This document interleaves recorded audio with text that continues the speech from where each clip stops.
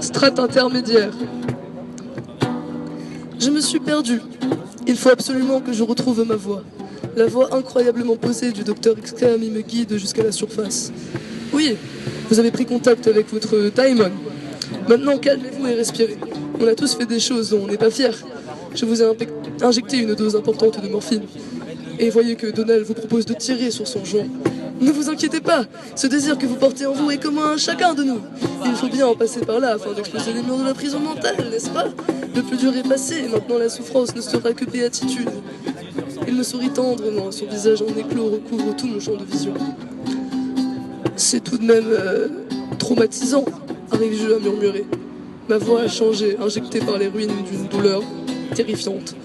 Le regard du docteur se perd dans le vide. Un côté de ses lèvres sourit, creuse une fossette dans son visage entier ridé.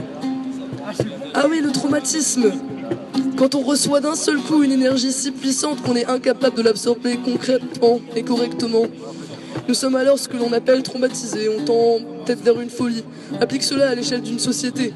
La machine et la musique de l'apocalypse sera un traumatisme pour la machine. Je passe les jours suivants sous morphine à faire des allers-retours entre le salon principal et la dimension blanche et à me posticher en compagnie de tous les compositeurs de la musique de l'apocalypse. Les images de ma rencontre avec le démon ressurgissent à l'occasion et déclenchent des frissons à travers mon corps. Lorsque j'en parle à Donald, il me regarde avec amusement. Hé, c'est ce qu'on appelle la folie. Ils sont fous les hommes, mais ils ne le savent pas. Spécialiste dans le domaine, j'ai toujours voulu propager ce fait aux masses. N'en dis pas plus, je sais très bien que j'étais un prophète de la folie au cours de ces siècles.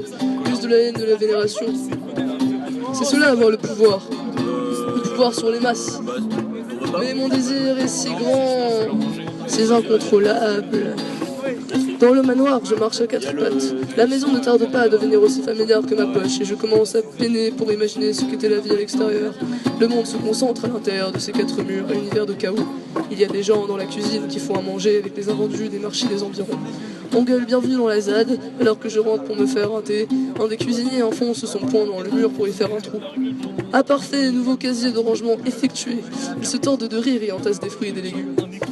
Les musiciens de passage jouent tellement de musique dans la dimension blanche que quand ils dorment, je vois leurs membres qui s'agitent dans le vide en continuant de jouer un instrument imaginaire. Ils m'expliquent qu'à ce stade dans le poterie, s'arrêter de jouer une seule seconde constitue la mort.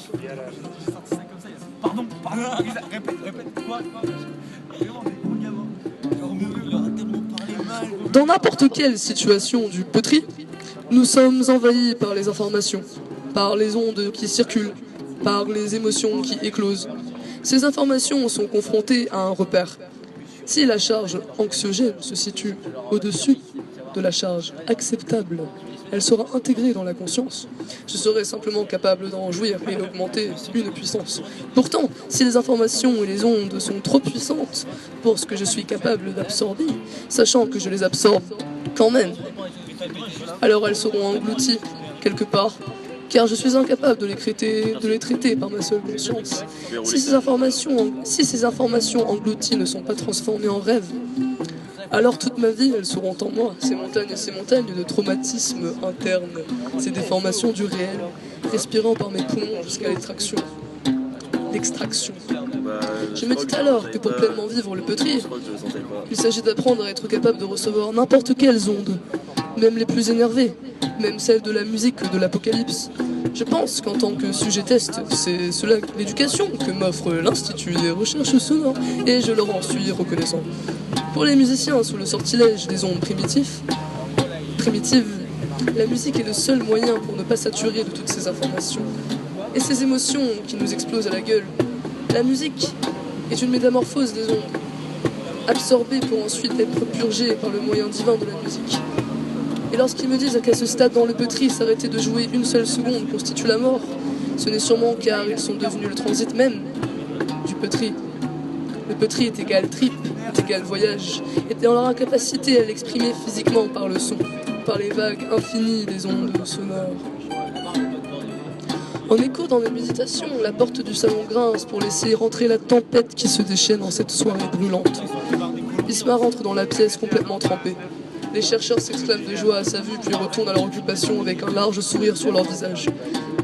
Elle me voit assis antérieur sur un des fauteuils, sourit démoniquement, pose son sac à dos sur le sol et se met à enlever son manteau. Elle porte une épaisse écharpe noire, la déroule lentement et laisse apercevoir des marques de canine humaine en son cou. Peu triste.